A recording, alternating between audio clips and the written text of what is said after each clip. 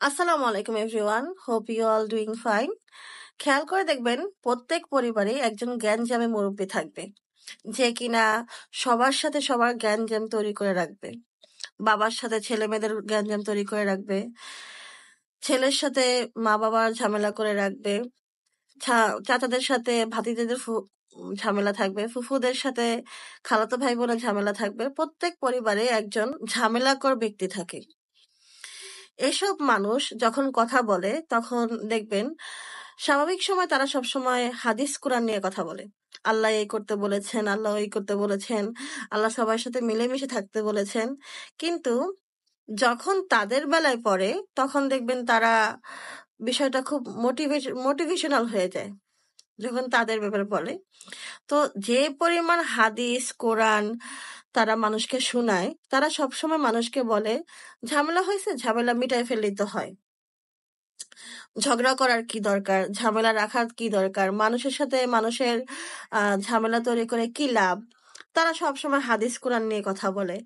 যে পরিমাণ হাদিস তারা মানুষকে শোনায়, যে পরিমাণ হাদিস তারা অন্যকে বলতে শুনতে পাই আমরা, ওই পরিমাণ হাদিস যদি তারা নিজেদের জন্য সিকি পয়সাটাও আপনার ব্যবহার করত, সিকি পয়সাটাও তারা নিজেরা মানত, তাহলে ধরেন ওই পরিবারে ওই বংশের ভিতরে কোনো ঝামেলাই থাকতো না। তারা অন্যকে মানে হাদিস শোনানোর সময় যতটা পীড়াউলিয়া হয়ে যায়, তারা যদি নিজেদের বেলায় ওটা পরিচালনা করতো বা নিজেদের বেলায় সেটা খাটাইতো, তাহলে কোনো পরিবারে কোনো বংশে কোনো ঝামেলাই থাকতো না। তারা জায়গা জমি নিয়ে মানুষের ঝামেলা বাঁধায় রাখে কোনো কারণ ছাড়াই। আপনার দেখবেন যে সবসময় একটা ঝামেলার ভিতরে তারা থাকবে, শুধু শুধু কারণ। তারা এমন কিছু কথাবার্তা বলবে যেগুলো কখনো কাগজপত্রে আপনি পাবেন না। আপনি আপনার প্রাপ্য, আপনার হকটা আপনি তার কাছে চাইতে যাবেন, সে আপনার এমন হাদিস কোরআন শোনাবে যেন আপনি ওই জায়গাটায় তার একটা বাড়তি মানুষ, আপনাকে সে সেটা ফিল করাবে। তারা অন্যের সাথে ঝামেলা করার জন্য সব সময় কুলসিত একটা কুচক্রে পরিচালনা করার জন্য তারা সব সময় সদয় প্রস্তুত থাকে। তো এইসব মানুষগুলোর জন্য আমি একটা কথা বলতে চাচ্ছি। আপনি দেখবেন গ্রাম অঞ্চলে যদি কারো জমে জমা থাকে, আপনারা প্রায় সময় খেয়াল করে দেখেন তো, তারা এমন ভাবে হাদিস কোরআন শোনায়, এমন ভাবে তাদের জায়গা জমির ভাগ বাটোয়ারা করে, যেগুলো আমাদের বর্তমান বাংলাদেশে ভূমি অফিসে কোনো ওই ধরনের আইনই নেই। তারা আপনাকে ফিল করাবে যে আপনার বাবা, তার বাবা, তার বাবা, তার বাবা, সে কবর থেকে উঠে এসে আপনার কাছ থেকে জমি পায়, সে জমি পাওয়া বাবদ সে ওই জমির মালিক, কিন্তু কাগজে আছে আপনি মালিক। একটা মানুষ অনেক কষ্ট করে জমি রোজগার করে জমি জমায় বা জমি কিনে। এই জমিটা সে কার জন্য কিনে? তার পরিবারের জন্য কিনে, তার সন্তানদের জন্য কিনে। কিন্তু এই যে পারিবারিক কিছু ভাইরাস লোক থাকে, পারিবারিক কিছু জ্ঞানজামী মুরব্বী থাকে, যারা অন্যকে কখনো শান্তি থাকতে দেয় না। তাদের কথা হলো সবসময় তুমি তোমার ঝামেলা নিয়ে থাকো, সবসময় এ ওর সাথে ঝামেলায় থাকুক, এ এ এটা নিয়ে ও ওটা নিয়ে ঝগড়ার ভিতরে থাকুক। এটা হলো এদের মূল কালচার, যে তুমি ঝামেলায় থাকো, আর ঝামেলাই তাদের শান্তির কারণ। তারা অন্যের সুখ কখনো দেখতে পারে না, অন্য ভালো আছে এটা কখনো সহ্য করতে পারে না। অন্যের পারিবারিক স্ট্যাটাস কেন উপরে উঠবে, কেন সে একটু দুই পয়সার মালিক হবে, এটা তারা সহ্য করতে পারে না। তো এই ধরনের মানুষের সাথে আমি কথাটা বলতেছি।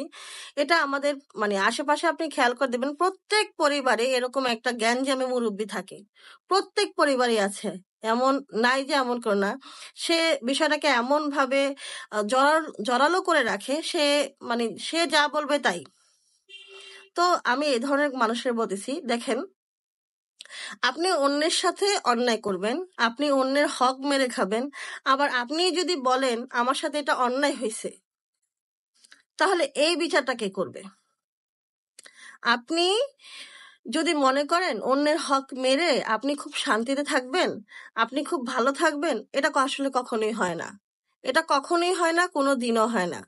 কারণ আপনি অন্যায় করলে অন্যায়টা আপনার জন্য মৃত্যুর আগ মুহূর্ত পর্যন্ত অপেক্ষা করবে।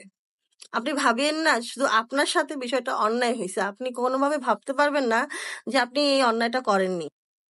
একটা কথা মনে রাখবেন, আপনি যতটুকু পানিতে নামবেন ঠিক ততটুকুই ভিজবেন। আপনি যতটুকু পানিতে নামবেন ঠিক ততটুকুই ভিজবেন। আপনি অন্যের সাথে অন্যায় করবেন, সেই অন্যায়টা কখনো না কখনো আপনার সাথে হবে, আপনার পরিবারের সাথে হবে, আপনার সন্তানের সাথে হবে, আপনার আত্মীয় স্বজনের ভিতর হবে, সেটা আপনি ভাবিয়েন না। ওটা আপনার দায়ভার, ওইটা আপনার দায়ভার। আপনি এবং আপনার পরিবার আপনার সন্তানের মধ্যেই বিরাজমান। আপনি যদি মনে করেন যে আমার ক্ষতি হয়েছে এই জন্য পুরো বংশের ক্ষতি হবে, না, নেভার, এটা কখনোই হয় না। তাই অন্যের হক মেরে খাওয়ার চেয়ে নিজে প্রসারিতভাবে নিজের জ্ঞান বুদ্ধি সবকিছু মিলিয়ে অন্যের হকটা অন্যকে বুঝিয়ে দেন। আপনি কখনোই এই পৃথিবীর সম্পদগুলো নিয়ে দুনিয়া ছাড়তে পারবেন না। আপনাকে দুনিয়া ছাড়তে হলে সম্পূর্ণ একাভাবে দুনিয়া ছাড়তে হবে। সুতরাং পারিবারিক ভাইরাস হয়ে কোনো লাভ নাই। আপনি একটু হিসাবটা মিলিয়ে দেখবেন যে আমি যে কথাগুলো বলছি কথাগুলো সঠিক কিনা। আপনি অন্যের হকটা অন্যকে বুঝিয়ে দেন। কারো হক খেয়ে, কারো হক মেরে আপনি কখনো ভালো থাকতে পারবেন না। ধন্যবাদ সবাইকে।